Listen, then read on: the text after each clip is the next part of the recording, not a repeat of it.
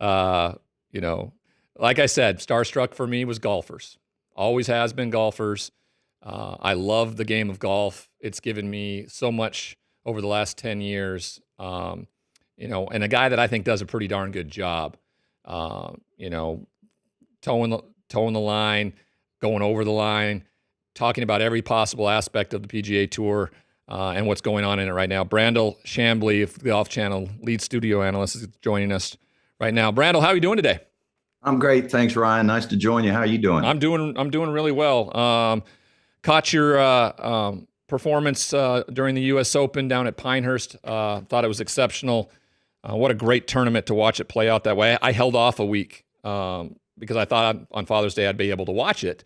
But of course, as a father, you never get to the thing you're able to get to. So I watched it last week while I was in Bandon, and I still can't get over just some of the way it ended.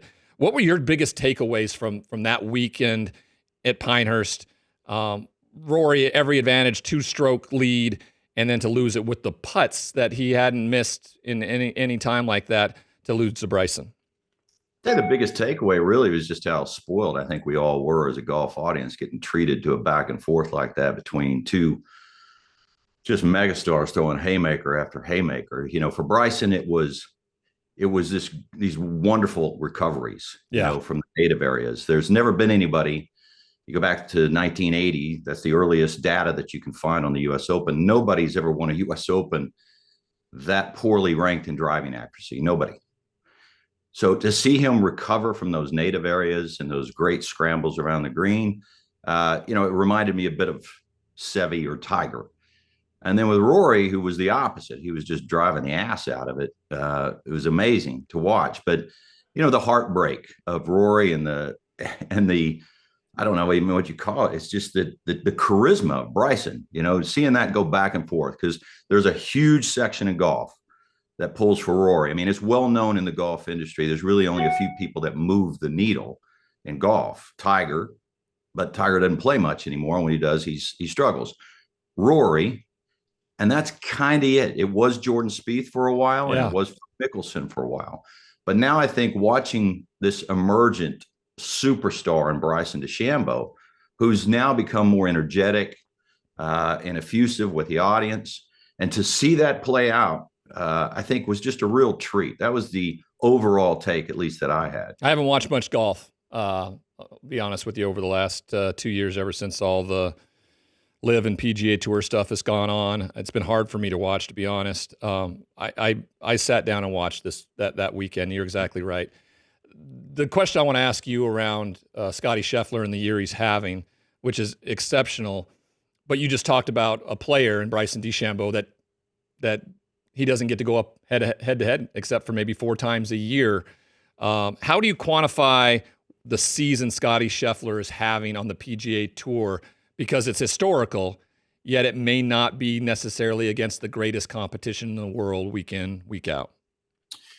Well, the world rankings doesn't incorporate what these guys are doing on LIV, but there's a site called Data Golf that does a really good job of cross-correlating how good these guys are playing against the competition. And so there's really only a couple of guys that are in the top 10 in the world from LIV. That's Jon Rahm and Bryson DeChambeau. So look, I mean, Bryson DeChambeau clearly is having the best year in major championships, but he's also competing week in and week out on LIV, and he hasn't dominated. So it's tough, Ryan, to answer your question. It's tough to really put into perspective if he's not playing week in and week out against the very best. And that is the dilemma that we're all burdened with in this sort of dichotomy that we have of these two tours.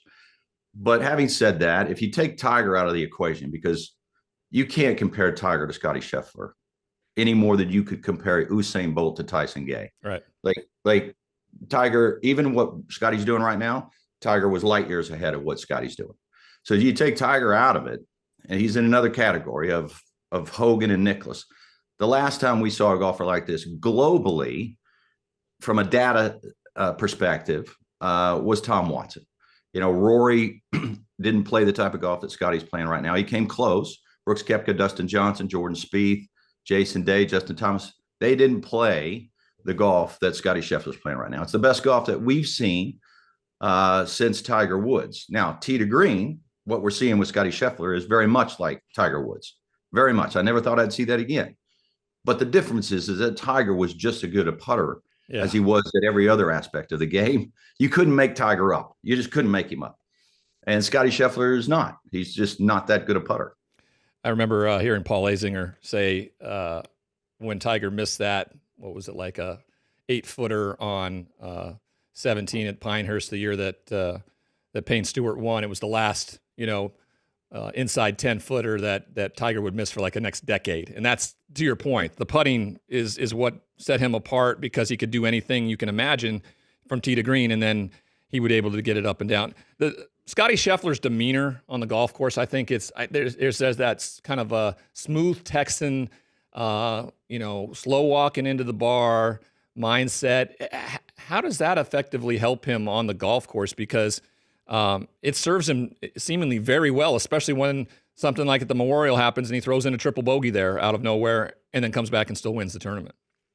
Well, he's just miles better than everybody else. I mean, we can look at his demeanor and try to infer that it helps him play better golf, and a lot of people do that, and I'm asked to do that all the time. But for me, we often infer mental, emotional, maturity aspects of people's demeanor that we can't divine out. I mean, we can guess, but the data shows he's just so much better than everybody else, tee to green. I mean, he's miles better than anybody else in the game of golf right now. Just the ball striking, yeah.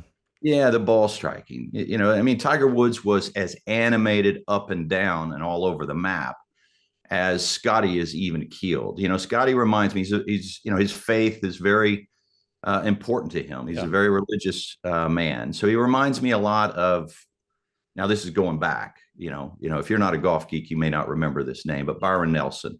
Byron Nelson was a man of deep faith, also from Dallas, or Texan, around the Dallas area, Texan. And, he retired young, but he was very even keeled, like Scottie Scheffler. Billy Casper, another player whose religious faith was very important to them. And they were very humble on the golf course. They didn't get too animated. You don't see Scottie Scheffler running around air punching very often. It's just not who he is. So it's exciting in the aggregate. I mean, it's funny. It took him getting arrested for the whole world to jump on the Scottie Scheffler bandwagon. Now, when he shows up and walks on the range at the U.S. Open, when he walked down the range, there were this really wonderful group of kids that always hung out in the same area, 50, 100 kids.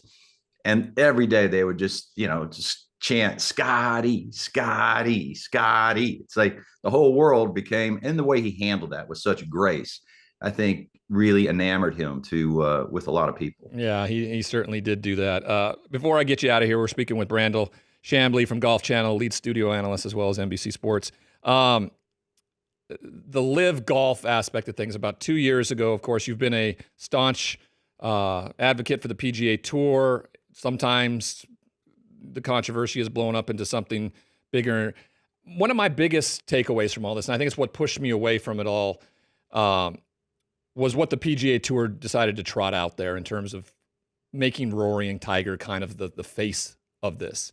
I thought it would have done so much more to the credit of the PGA Tour if someone like Max Homa was the face of this, because he was what the PGA Tour had brought to fruition. And Tiger and Rory, though they had done all that, they had generational wealth, right? That wasn't something that some of these LIV players that were taking off for, and what Harold Varner spoke to and stuff like that.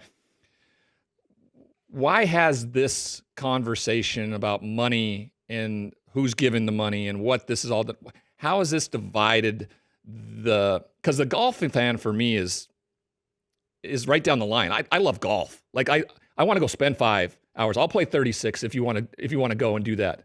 Where are we today with this in terms of collectively kind of bringing us all back together? Because I don't want to watch Full Swing and look at, Joel Damon and his caddy crying on a private jet going, I don't care about that at all. You are a pretty lucky person right now. So where are we at right now, and where's that got to go? Well, I think you raised an interesting point. So if you look at golf is the only sport that I can think of, Ryan, where the professional aspect of it could go away tomorrow. Mm-hmm. Zero. There could be no professional golf tomorrow, and it doesn't change the game one bit for those that play the game. You're still going to go play. I'm still going to go play. All my buddies are going to go play. There's still 75 million people in the world that are all going to go play golf. That's not like every other sport where you watch it for entertainment purposes solely. You know, people bet on football. They're all in. Nobody's going to go play football the next day. You know, golf is a participation sport as much as it is about entertainment. But the professional, I think, to your point, I think most people became disenchanted with the professional sport and the greed that was so pervasive in it. Everybody fighting for money that was not warranted based upon the niche aspect of the appeal of the game, and that they were already, comparatively speaking, unbelievably wealthy. Right. And it just seemed like, you know, this tug of war between the greediest athletes in the world, and they had an unrealistic view of their worth. And I think that came across as, you know, you see lesser known players hopping on these private jets and you think they're all doing well. What are they fighting for? And the ratings don't justify this money. But the reason Tiger and Rory were so much to the fore of it, because at least from the professional aspect of it, the game really suffers unless the stars are going to stick with the PGA Tour. So, and the lesser known players needed to know that the best players were going to be around, because the game falls apart. The media rights fall apart if the stars are not there and prominent. That makes sense.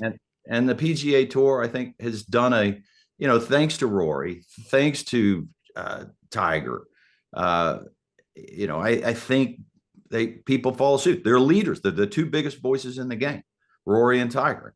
And they're the most appealing players in the game globally. So they were very important to the sticking power of the PGA Tour, so to speak. But from a recreational standpoint, I think the whole world shared your view. We're kind of sick of all the talk of money. Yeah, I want to go play golf, and I want to learn how to stop hitting my slice, and so I want to listen to Rory. You know, you and me both. Brandel Chamblee from NBC Sports, as well as the Golf Channel lead studio analyst there. Brandel, thanks for taking some time today. I really appreciate it.